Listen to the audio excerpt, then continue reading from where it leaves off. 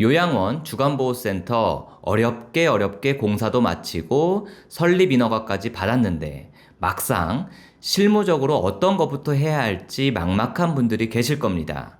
오랜만에 요양사업 준비하는 분들을 위해서 영상을 만들어 보았습니다.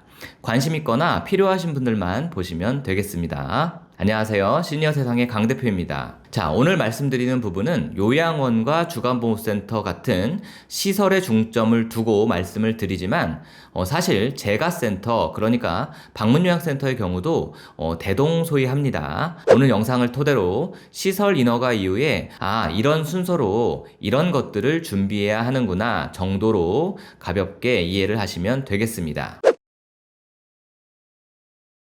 일단 가장 먼저 해야 할 일은 고유번호증 발급 신청입니다. 장기요양기관은 사회복지사업법에 따라 운영되는 비영리 목적의 사회복지시설입니다. 그래서 사업자 등록증 대신 고유번호증을 발급받아야 합니다. 시설 설립 허가증을 시청 주무부서에서 받으셨을 텐데요. 이것을 가지고 관할 세무서에 방문하셔야 하는 겁니다. 기타 지금 화면에 나오는 서류들을 가지고 세무서에 신청하시면 빠르면 당일, 늦으면 하루나 이틀 안에 발급이 됩니다.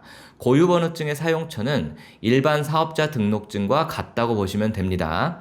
예를 들어서 차량을 렌트한다든지 정수기나 인터넷, TV 등을 계약한다든지 모든 계약에는 이 고유번호증이 따라다니게 되는 거죠. 그런데 여기서 한 가지 팁을 드리자면 고유번호증이 나오지 않은 상태에서 그 다음 일처리가 될 수가 없습니다. 그러니까 세무서에 발급 신청을 할 때 가급적 빠르게 처리를 부탁한다고 이야기를 해두는 것이 좋습니다. 다음은 시설 전용 통장을 개설해야 합니다. 은행은 어떤 은행이든 관계는 없습니다.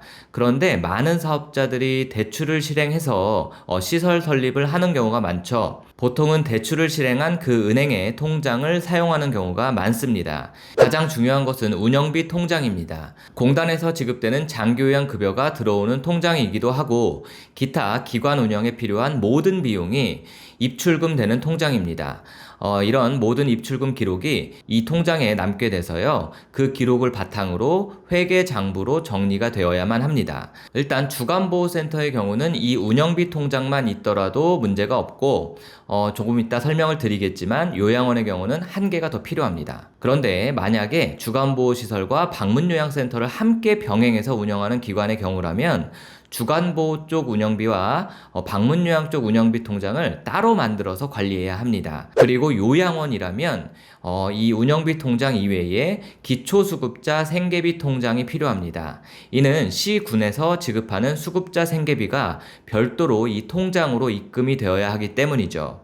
주간보호센터의 경우는 수급자가 입소를 하더라도 생계비는 수급자가 지자체를 거치지 않고 개별적으로 센터 측에 입금하게 되기 때문에 별도의 통장이 필요가 없는 겁니다. 마지막으로 후원금 전용 통장이 필요한데요. 이것은 미리 말씀드리지만 의무가 아닙니다. 선택사항이죠. 주로 법인시설에서 사용을 하는데요. 향후에 후원을 받을 것까지 생각하고 계시다면 만들어 두시는 것이 좋습니다. 조금 더 설명을 붙이자면 후원금 통장을 따로 만들어야 하는 이유는 일단 회계 구분을 명확하게 하기 위함입니다. 운영비 통장으로 후원금이 섞이게 되면 재정 투명성이 떨어지고 회계 감사 시에 지적 가능성이 있습니다. 따로 통장을 만들어서 관리하면 후원금 출처와 사용 내역이 명확해서 감사를 피하거나 정당성을 입증하기가 쉬워지는 거죠. 간혹 시군구에서 후원금 수입 지출 내역을 보고하라는 경우도 있는데 이런 경우에도 간편하겠죠. 필요 서류는 여기 참고하시면 되는데 해당 은행에서 대부분 알려주니까 외우지 않으셔도 되겠습니다. 그리고 추가적으로 알아두시면 편리한 점이 있는데요. 보통 시설 설립 시 은행권의 대출을 실행하는 경우가 대부분이기 때문에 매달 이자나 혹은 원금까지 납부해야 하는 상황이 생깁니다. 통장을 개설하실 때 함께 이자 납부하는 계좌까지 하나 더 만들어 두시면 인터넷 뱅킹을 통해서 바로바로 납부나 확인이 편리합니다. 한마디로 같은 기관 명의로 개설된 계좌이지만 이 계좌는 이자를 납부할 때만 사용하는 계좌가 되는 거죠. 즉, 시군구 혹은 공단에 보고할 필요가 없는 계좌입니다. 단지 업무의 효율성을 위해 개설하면 편리하다는 이야기죠. 그리고 대부분의 지출은 체크카드를 사용하게 되는데요. 가급적 체크카드 발급을 여유있게 해두시는 게 좋습니다. 특히 주간보호시설의 경우는 차량 유류비를 결제할 때나 간식 등을 구입하는 명목으로 자주 사용하게 됩니다. 차량도 한두 대가 아니기 때문에 직원 여러 명이 기관의 체크카드를 소지한 상태에서 사용해야 할 수도 있습니다. 이때 체크카드가 너무 부족하면 업무에 지장을 초래할 수도 있기 때문입니다. 다음은 건강보험공단 인증서를 발급받아야 합니다. 이 인증서는 결국 장기요양보험 포털, 바로 이 사이트인데요. 롱텀케어라고 많이 부릅니다. 여기 시설 관리자를 위한 프로그램이 존재하는데 모든 공단과의 업무 처리가 여기에서 이루어지는 겁니다. 여기 접속하기 위해서 절차는 간단합니다. 앞서 발급받은 시설 인가증과 고유번호증, 그리고 신분증, 직인을 지참해서 대표자가 가야겠죠? 기관이 설립된 지역의 건보공단 지사에 방문하셔가지고 서류를 접수하시면 되는데 이후 절차도 공단 직원이 안내를 해줍니다. 발급 번호를 수령하게 되는데요. 이것을 가지고 한국정보인증 홈페이지에서 설치하고 USB 및 컴퓨터에 저장해서 사용하게 되는 겁니다. 이 인증서는 대표자 이외에 다른 관리자분도 복사해서 사용이 가능합니다. 앞서 말씀드렸듯이 이 공단 인증서로 장기요양보험 포털에 접속해서 계약자를 등록하거나 이용자 관리 그리고 장기요양급여 청구 업무 등에 활용하게 되는 거죠. 참고적으로 앞서 말씀을 안 드렸는데 가장 최초로 해야 하는 업무 중에 하나가 바로 이 직인을 만드는 겁니다. 자, 여기까지 업무가 일을 시작하기 위한 가장 기초 단계를 마쳤다고 보시면 됩니다. 여기서 하나의 단계라도 빠지면 기관 운영 자체를 할 수가 없다, 이렇게 보시면 되는 거죠. 이제 설립 이후에 최소 한 달 안에 꼭 해야 할 일들을 설명드리겠습니다. 요양기관은 의무적으로 가입해야 하는 보험들이 있습니다. 일단 가장 중요한 보험이 배상책임보험입니다. 이것은 필수적인 보험으로 시설 내에서 어떤 사건, 사고가 발생했을 때 그것에 대한 보상을 해주는 아주 중요한 보험입니다. 그런데 가입 안 하면 시설 운영이 중단이 되느냐? 물론 그것은 아니지만 미가입하게 되면 지급받는 요양급여에서 10%가 감산이 됩니다. 운영비가 잘 들어와도 시원찮은데 감산이라니 절대로 안 되겠죠? 꼭 설립하고 바로 가입을 하셔야 합니다.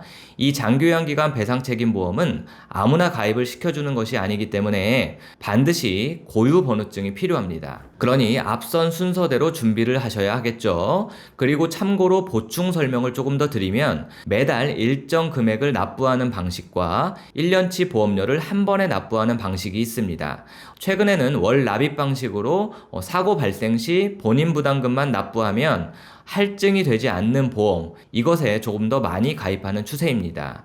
주로 KB와 삼성에서 이 상품을 취급하고 있으니까 참고하시면 되겠습니다. 그 다음으로 중요한 단계가 바로 각종 계약의 명의 변경입니다. 시설을 처음 공사하게 되면 도시가스 설치도 하게 되고 정수기, 인터넷, 전기 같은 기자재가 다 들어오게 되죠. 그런데 그때는 시설 인가증이 아직 없었기 때문에 모든 계약을 대표자 개인 명의로 체결하셨을 겁니다.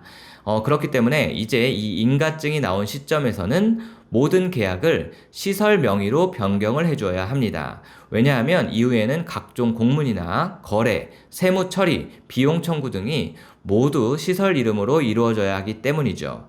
즉, 행정적 혼선을 막기 위해서라도 필수적으로 진행해야 하는 절차입니다.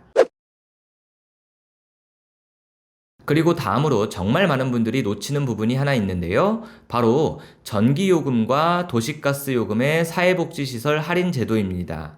이 할인율이 무려 최대 30%까지 된다는 사실 알고 계셨나요? 전기를 공급하는 한국전력공사 한전이죠.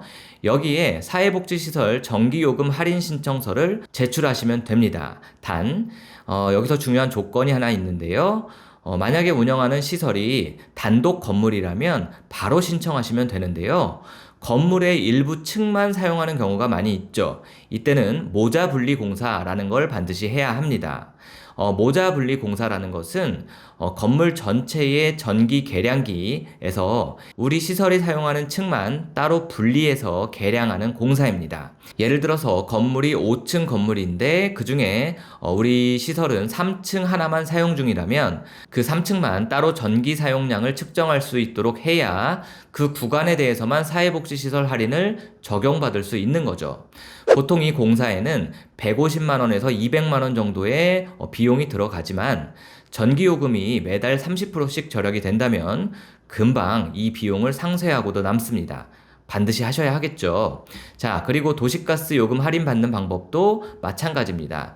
지역에 따라서 삼천리나 예스코 같은 도시가스 공급사 영업소에 가셔가지고 사회복지시설 증명 서류를 제출하시면 할인 신청이 가능합니다. 이건 역시 시설 명의로 변경된 상태에서만 신청이 가능하니까 계약 명의 변경을 반드시 먼저 진행하셔야 하겠죠. 공단 홈페이지에 우리 시설 정보를 등록하는 작업입니다. 이것은 정말 중요한 과정인데요. 왜냐하면 이 등록을 100% 완료해야만 우리 시설이 공식적으로 정부 시스템이 노출되기 때문입니다. 무엇을 등록하냐? 시설의 외부, 내부 사진들, 그리고 프로그램 내용들, 또는 입소 이용료, 또 식비, 부대 비용 이런 항목들을 빠짐없이 모두 입력하셔야 합니다. 입력 과정은 공단 홈페이지에 가셔서 처음에 발급받으셨던 공단 인증서로 로그인 하신 후에 하단에 있는 업무 포털 버튼을 클릭하시면 본격적으로 운영 업무를 처리하는 포털 화면이 열립니다. 여기에서 가장 먼저 하셔야 할 것, 바로 좌측 상단의 시설 정보 입력 메뉴입니다.